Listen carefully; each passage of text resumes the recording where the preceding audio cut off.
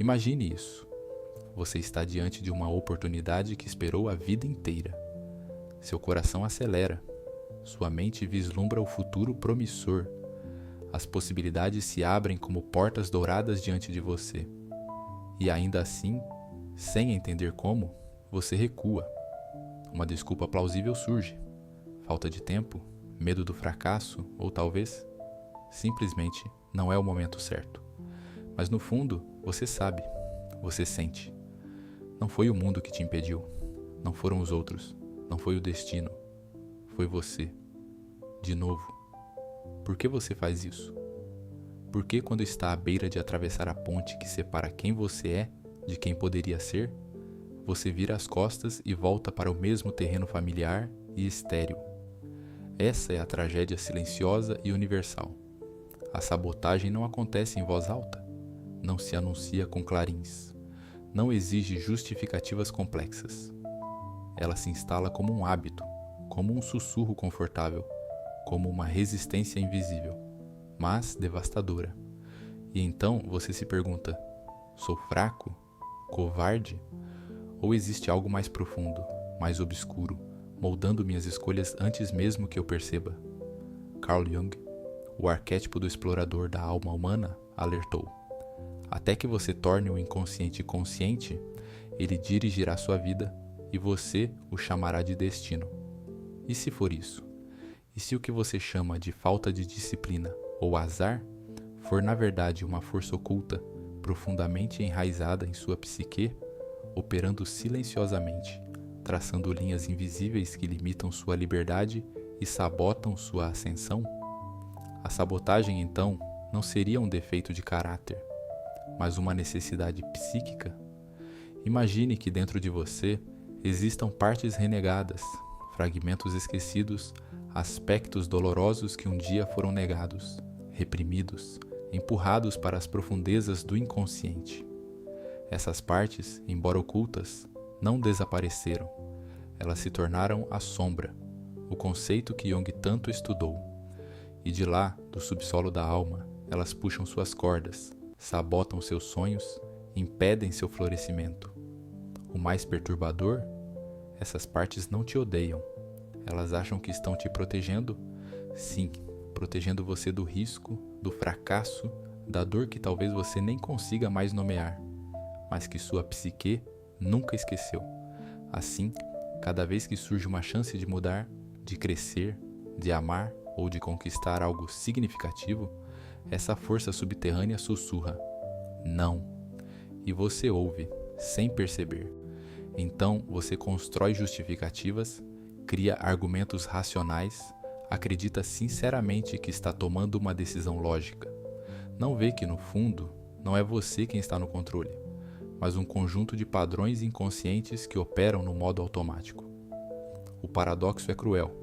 Você quer mudar, você deseja intensamente romper com velhos ciclos, mas você também quer permanecer seguro. E a segurança para a sua psique quase sempre se traduz na manutenção do conhecido, mesmo que esse conhecido seja tóxico, miserável ou limitante. Agora pergunte-se: quantas oportunidades você já deixou escapar? Quantos relacionamentos não começou? Quantos projetos não finalizou? Quantos sonhos não se permitiu nem sequer sonhar? Tudo por conta dessa força invisível que age dentro de você. E se você não fosse o vilão da sua própria história, mas também não fosse exatamente o herói? E se fosse apenas um personagem sendo manipulado por scripts psíquicos tão antigos que já não consegue sequer reconhecer a sua autoria sobre eles? Carl Jung dedicou sua vida a mapear esse território perigoso e fascinante, o mundo da sombra, da autossabotagem, da psique que, ao tentar se proteger, acaba nos aprisionando. Agora, imagine que você pudesse ver, com clareza cristalina, os fios que movem seus comportamentos sabotadores. Imagine que pudesse, pela primeira vez, olhar diretamente para aquilo que mais teme em si mesmo. E, ao fazer isso, desarmar o mecanismo silencioso que boicota seus maiores potenciais. Mas, será que você está realmente disposto a confrontar aquilo que tanto evitou? Está preparado para descer até os porões escuros da sua alma e encarar a face oculta de quem você é? Antes de responder, respire fundo, porque a partir daqui, vamos mergulhar nesse labirinto, seguindo as pegadas deixadas por Jung e outros gigantes do pensamento humano, para desvendar por que você sempre se sabota e talvez descobrir como escapar desse ciclo. Você sempre se sabota, não porque quer falhar, mas porque foi ensinado de forma invisível a temer o que poderia se tornar se parasse de se sabotar. Por trás de cada decisão que te paralisa, cada passo que você recua no momento mais crítico, existe uma estrutura psíquica poderosa e invisível, a sombra. Carl Jung não apenas a nomeou, ele a colocou no centro da tragédia humana. Somos exilados de nós mesmos. Quando você era criança, aprendeu que algumas emoções eram erradas, que certos impulsos eram perigosos, que aspectos autênticos de quem você era eram inaceitáveis. Assim, para sobreviver, você os escondeu, enterrou-os profundamente, nas catacumbas da sua psique. Mas esses impulsos não morrem. Eles se transformam em espectros silenciosos que assombram suas decisões, que te impedem de cruzar o limiar para a vida que deseja. Nietzsche já dizia: o homem é algo que deve ser superado. Mas como superar a si mesmo quando partes de quem você é estão escondidas, negadas, temidas? O processo é paradoxal. Aquilo que você rejeita é exatamente o que te domina. A sombra, como conceituada por Jung, é a soma de tudo aquilo que o ego consciente rejeita. Mas ao rejeitar, você não se livra dessas forças, apenas as envia para operar no plano inconsciente, onde agem com ainda mais poder. E o que a sombra quer? Não quer sua destruição, como muitos pensam. Quer evitar que você se machuque, que sofra como sofreu quando foi rejeitado pela primeira vez. Ela cria, portanto, um sistema de defesa, a autossabotagem.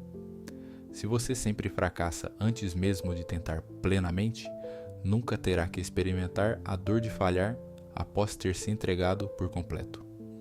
A sabotagem, então, se torna um mecanismo de anestesia. Schopenhauer, com seu pessimismo radical, diria que a vida é sofrimento e que o desejo é a origem desse sofrimento. A sombra parece entender essa lição intuitivamente e tenta, a qualquer custo, preservar você desse ciclo de querer, desejar sofrer. Por isso, sempre que um desejo autêntico surge, um amor, um projeto, um novo caminho, essa força oculta ativa os sabotadores, a procrastinação, a indecisão, a autodepreciação, o perfeccionismo paralisante. Esses comportamentos não são falhas morais, mas estratégias de autopreservação inconsciente. Pense, quantas vezes você deixou de se expressar por medo de ser julgado, abandonado ou humilhado? E quantas vezes disse a si mesmo que era melhor não tentar? E, no entanto, a ferida mais profunda não é a do fracasso, mas a de nunca ter se permitido arriscar ser quem você poderia ser. Jean-Paul Sartre, filósofo existencialista, colocou isso de forma brutal. Somos condenados à liberdade. Ou seja, temos a responsabilidade angustiante de construir quem somos, sem nenhuma essência pré-definida, sem um destino inevitável. Mas a sombra odeia essa liberdade, pois ela lembra a você que poderia ter sido mais, e não foi. Assim, a sabotagem também protege da angústia da liberdade e da responsabilidade existencial. Como não assumir que poderia ter escrito aquele livro, começado aquele negócio, se declarado para aquela pessoa? Como não encarar a dor de ter sido o autor da sua própria estagnação? Mais fácil, muito mais fácil, deixar a sombra fazer o trabalho sujo, sabotar silenciosamente cada passo. Mas há um aspecto ainda mais perturbador. A cultura moderna não apenas reforça esse processo, mas o institucionaliza. Aldous Huxley, em Admirável Mundo Novo, descreveu uma sociedade onde as pessoas são condicionadas desde o nascimento a amar sua servidão. Hoje, vivemos cercados por distrações anestésicas, redes sociais, entretenimento superficial, consumo incessante, que reforçam o ciclo da sabotagem. Por que tentar realizar um potencial arriscado e doloroso quando se pode consumir mais uma série, mais um vídeo, mais um produto? O sistema inteiro, social, econômico e cultural, se beneficia da sua autossabotagem silenciosa, pois ela garante conformismo, previsibilidade e, acima de tudo, consumo. A sabotagem se tornou tão normalizada que sequer a reconhecemos como tal. Chamamos de vida adulta responsável o fato de sufocar nossos sonhos. Chamamos de realismo a nossa desistência antecipada. E assim, a sombra vence, não como um monstro que ruge, mas como um sussurro que convence. Não vale a pena. Mas o preço? Sua autenticidade, sua realização, sua vida não vivida. Viktor Frankl, sobrevivente do Holocausto e psiquiatra, escreveu que o sofrimento humano não é causado apenas pela dor, mas sobretudo pela ausência de sentido. E o que poderia ser mais sem sentido do que uma vida pautada pela sabotagem constante dos próprios impulsos mais autênticos? Você não percebe, mas cada sabotagem silenciosa mina a sua autoestima, cria um ciclo auto-perpetuante de descrença nas próprias capacidades, de medo cada vez maior de tentar, de um retraimento existencial que vai te tornando uma caricatura do que poderia ser. Você pode não perceber, mas a autossabotagem não é apenas um gesto isolado, um tropeço ocasional no caminho da vida. Ela se transforma, silenciosamente, na arquitetura invisível do seu cotidiano, moldando quem você é, o que acredita e, mais profundamente, aquilo que você julga ser possível para si mesmo. Imagine uma planta que, ao crescer, encontra uma parede de vidro intransponível. Ela não a vê, mas sente. Assim, adapta sua trajetória, curva-se, restringe seu crescimento.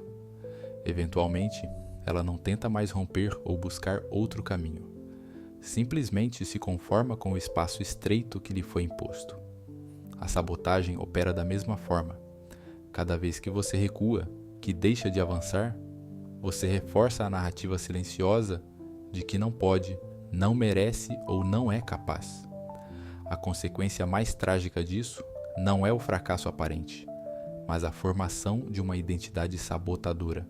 Você começa a se definir não pelo seu potencial, mas pelas limitações que aceitou como inevitáveis. E o mais sinistro, esse processo não é evidente. Ele se infiltra através de microdecisões cotidianas.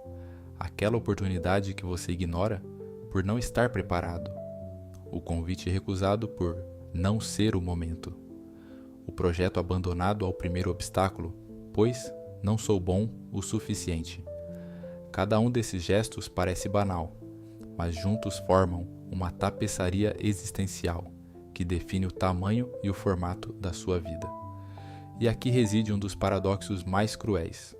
Quanto mais você se sabota, mais a autoimagem negativa se cristaliza.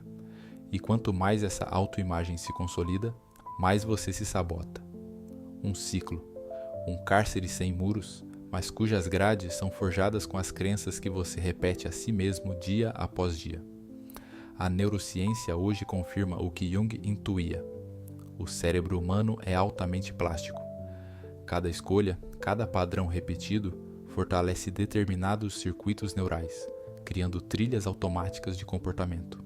Assim, a sabotagem, inicialmente um mecanismo de defesa, se transforma em um padrão neurológico rígido, um atalho mental que sempre conduz ao mesmo resultado: autolimitação. Mas não para por aí. A sabotagem também deteriora silenciosamente sua capacidade de desejar, de imaginar, de criar. Você começa a evitar sonhar grande, porque intui, mesmo que inconscientemente, que não conseguirá realizar. Esse é o efeito mais devastador. Não apenas você não atinge seus objetivos, mas começa a reduzir a própria escala dos desejos, como uma criança que, após ser repetidamente punida por tentar alcançar o inalcançável, desiste de esticar os braços. E o preço, aqui, é existencial. O esvaziamento do desejo, a apatia, a anestesia da vontade. Nietzsche chamava isso de niilismo passivo, quando o ser humano, incapaz de criar novos valores, entrega-se à estagnação, à mediocridade confortável, ao tanto faz paralisante. E então, sem perceber, você começa a ocupar uma posição na sociedade que já estava previamente desenhada. O conformado que segue regras sem questionar. O trabalhador que consome para anestesiar a frustração. O indivíduo que evita riscos, criatividade ou transformação porque é assim mesmo. O sistema cultural em que vivemos, como alertou Aldous Huxley, se aproveita dessa tendência. Ele nos fornece distrações infinitas, prazeres instantâneos, entretenimento superficial, para garantir que nunca tenhamos tempo ou espaço mental para confrontar o vazio que a sabotagem construiu dentro de nós. E há uma ironia. Você se sabota, sente-se frustrado, busca alívio no consumo, e o consumo reforça o ciclo da sabotagem. Mais uma vez, um ciclo. Mas talvez a consequência mais invisível e mais dolorosa da autossabotagem seja a erosão silenciosa da confiança em si mesmo. A confiança não é uma crença abstrata, ela nasce da experiência reiterada de que você consegue fazer o que se propõe. Cada vez que você se sabota, sabota também sua capacidade de confiar em si. E quando não há confiança, não há ação. E sem ação, não há transformação. Assim, a sabotagem perpétua um estado existencial de estagnação, um não movimento que se disfarça de prudência, de cautela, até mesmo de sabedoria, mas que na verdade é puro medo congelado. Mas há ainda outra camada, mais profunda, raramente reconhecida. A sabotagem não afeta apenas sua vida prática, mas também sua relação com a própria essência. Carl Jung afirmou que o objetivo da vida não é a perfeição, mas a individuação, tornar-se aquilo que se é em potencial. Cada sabotagem é uma recusa inconsciente desse chamado ao crescimento, uma abdicação silenciosa da tarefa mais importante de sua existência, tornar-se quem você é. E quanto mais você se distancia de si mesmo, mais vazio se sente, mais ansioso, mais desesperado por qualquer coisa que preencha esse abismo. Mas nada preenche, porque o vazio não é causado pela ausência de coisas, mas pela ausência de si. Imagine por um instante que tudo aquilo que você sempre viu como fraqueza fosse, na verdade, uma força mal interpretada, um chamado mal decifrado, um convite não respondido. E se a autossabotagem não for o seu maior inimigo, mas o seu mais fiel guardião? Carl Jung nos ensinou que o que negamos nos submete, mas o que aceitamos nos transforma. A sombra, esse território escuro que tanto tememos, não é feita apenas de aspectos negativos ou destrutivos. Ela guarda também nossos maiores potenciais, nossos desejos mais profundos, nossa vitalidade reprimida. A verdade final, que muitos jamais ousam encarar, é esta: você não se sabota porque se odeia. Você se sabota porque inconscientemente se protege. Sim, protege-se de dores antigas, de feridas não curadas, de memórias ancestrais e familiares que ecoam em sua psique. Protege-se de repetir sofrimentos passados. A sabotagem é um mecanismo sofisticado que o impede de se expor novamente ao risco da rejeição, do fracasso, da vergonha. Mas aqui está o paradoxo mais libertador. Ao proteger-se do sofrimento, você também se protege da realização. A sua defesa se torna a sua prisão. E então o ciclo se fecha. Você se sabota, sofre, reforça a crença de que não é capaz. E para não sofrer mais, se sabota de novo. Mas há um caminho para quebrar esse ciclo. E não passa pela guerra contra si mesmo, mas pelo gesto mais radical e corajoso que um ser humano pode realizar: a autoaceitação total. Não se trata de resignar-se, de aceitar a sabotagem como destino. Trata-se de reconhecer sua função, honrar sua origem e integrá-la como parte legítima da sua psique. Quando você olha de frente para a sua sombra, quando compreende que aquela parte de você que sempre boicotou suas tentativas estava, na verdade, tentando te proteger, você a desarma. E mais do que isso, você recupera toda a energia psíquica que antes estava aprisionada nesse embate silencioso. Imagine recuperar toda a força vital que você gastou resistindo a si mesmo. Carl Jung chamava esse processo de individuação, o caminho de tornar-se quem você é, não pela negação ou repressão de aspectos desconfortáveis, mas pela integração consciente de todas as suas partes, luz e sombra, razão e instinto, amor e medo. A realização mais poderosa que você pode ter é esta: não há nada em você que precise ser eliminado. Sua raiva reprimida, sua tristeza não expressa, seus medos, seus impulsos sabotadores, tudo isso é parte legítima da sua experiência humana e carrega informações preciosas sobre quem você é e o que precisa para crescer. O erro, perpetuado pela cultura da positividade tóxica e do autoaperfeiçoamento superficial, é acreditar que para evoluir é preciso amputar partes de si mesmo, arrancar sentimentos, negar impulsos. Mas evolução verdadeira não é mutilação, é integração. E essa integração só é possível quando você para de ver sua sabotagem como uma falha e começa a percebê-la como um convite. O que eu estava tentando proteger em mim quando me sabotei? Essa pergunta é a chave que abre a porta para uma nova relação consigo. Ao invés de punir-se, você começa a acolher-se. Ao invés de envergonhar-se, começa a compreender-se. E nesse movimento de acolhimento radical, a sabotagem perde sua razão de ser, pois não há mais o que defender.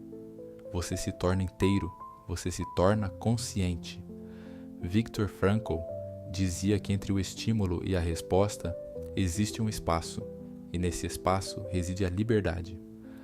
Ao integrar sua sombra, você amplia esse espaço. Deixa de reagir automaticamente sabotando-se e começa a escolher conscientemente como quer agir. Essa é a verdadeira liberdade. Não a ausência de limites ou impulsos, mas a capacidade de reconhecê-los, compreendê-los e, a partir disso, decidir o próprio caminho. Você não nasceu para viver prisioneiro de padrões inconscientes. Você nasceu para se tornar criador da sua própria história. Mas atenção, esse é um processo que exige coragem. Coragem para abandonar a identidade confortável do sabotador. Coragem para encarar os medos primordiais que justificaram a autossabotagem. Coragem para desejar novamente, para falhar, para se expor. Mas também, e talvez acima de tudo, coragem para viver uma vida que seja verdadeiramente sua, e não uma repetição inconsciente de scripts herdados da infância, da cultura ou da sociedade. Ao chegar até aqui, você já deu o primeiro passo, a consciência. Agora resta apenas caminhar. E lembre-se, o que você mais teme em si mesmo é também o que pode mais te libertar. Como Jung escreveu, o ouro que você procura está no lugar que você menos quer olhar. Então olhe, enfrente e transforme-se.